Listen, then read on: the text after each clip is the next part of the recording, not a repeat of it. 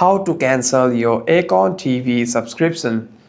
First, you want to go to your settings, and here on settings you want to tap on your name, tap on subscriptions, and it will take some time to load. And once you're inside subscriptions, you'll be able to see all the active subscriptions on your device at here. If you have the Acorn TV UK subscriptions, you'll be able to see that over here as well. You want to simply tap on Acorn TV subscription and you'll see a cancel subscription option over there as well. Or if this method don't work out for you, you can simply go to your Safari, and here on the search bar you can simply type for Acorn TV subscription cancel.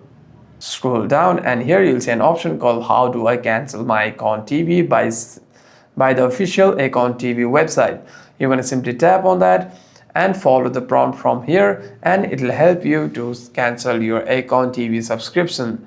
Hope this video is helpful, and if you have any further questions, make sure to leave a comment down below.